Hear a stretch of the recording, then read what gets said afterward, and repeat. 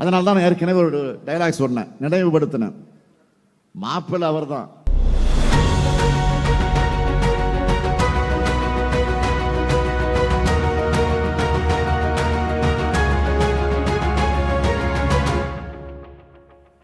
இன்று காலையில கூட திருப்பத்தூருக்கு என்னென்ன தேவைகள் இருக்குன்னு கேட்டேன். கேட்டுட்டு அறிவிப்பு செய்யாம இருக்க முடியுமா?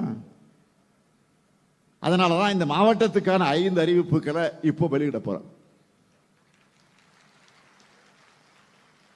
முதலாவது அறிவிப்பு, ஆலங்காயம் ஊராட்சி ஒன்றியத்தில் இருக்கக்கூடிய நெக்னாமலை பகுதியிலே வாழக்கூடிய குழந்தைகளுக்கு பள்ளிக்கு செல்லவும், பொதுமக்கள் மருத்துவ வசதிகள் பெறவும், வேளாண் விற்பனை பொருட்களை விற்பனை செய்யவும் 30 கோடி ரூபாய் செலவில் 7 கிலோமீட்டர் நீளமுள்ள சாலை அமைக்கப்படும். இரண்டாவது அறிவிப்பு,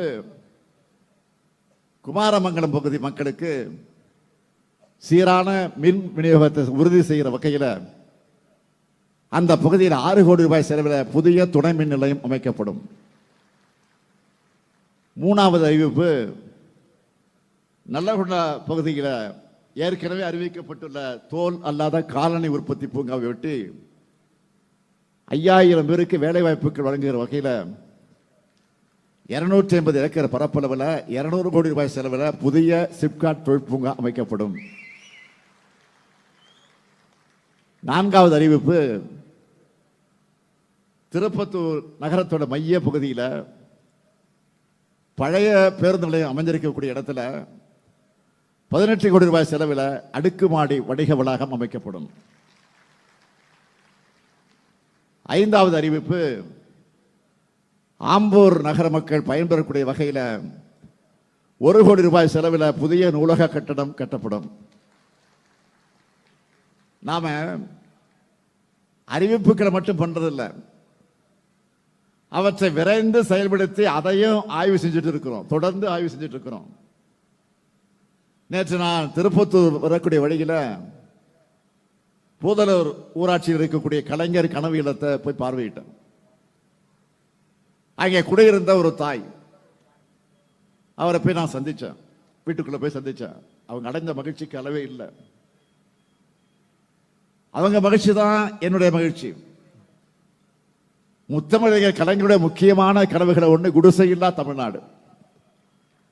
அந்த கனவை நனவாக்குற வகையில் கலைஞர் பெயரால கனவியல் திட்டத்தில் வர 2030ஆம் ஆண்டுக்குள்ள தமிழ்நாட்டின் ஊரக பகுதிகளில் 6 ஆண்டுகளில் 8 லட்சம் கான்கிரீட் வீடுகளை கட்டித்தர போறோம். ஒரு வீட்டுக்கு 3 லட்சம் ரூபாய் தரோம். கடந்த 2 ஆண்டுல மட்டும் 2 லட்சம் வீடுகள் கட்ட 7000 கோடி ரூபாய் ஒதுக்கீடு செஞ்சோம். அதுல 90000 வீடுகள் கட்டி முடிச்சிட்டோம். மீதமுள்ள வீடுகள் அந்த பணி விரைந்து நடந்து கொண்டிருக்கிறது.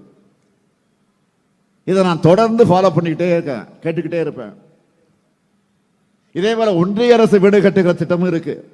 அது ஒரு திட்டம் வச்சிருக்கிறாங்க. யாருடைய பேர்ல? பிரதம மந்திரி ஊரக குடியிருப்பு திட்டம் அதுக்கு பேரு. ஒரு வீடு கட்டுவதற்கு 1,20,000 நிர்ணயிச்சாங்க.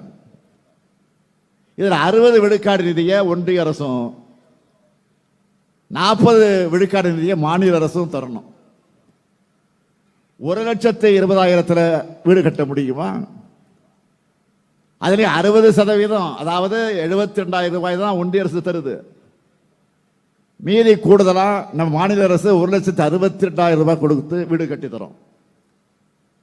பேரு தான் அவங்களோடது, நிதி நம்மோடது. அதனால தான் ஏற்கனவே ஒரு டைலாக் சொன்னேன், நினைவுபடுத்தினேன். மாப்பிள்ளை அவர் தான், ஆனால் அவர் போட்டு இருக்கக்கூடிய சட்டை என்னோடது. இப்படிதான் தமிழ்நாட்டுக்கு தர வேண்டிய நிதியை ஒழுங்கா தர்றதில்லை, தந்தாலும் அரைகுறைதான். இந்த நிலையில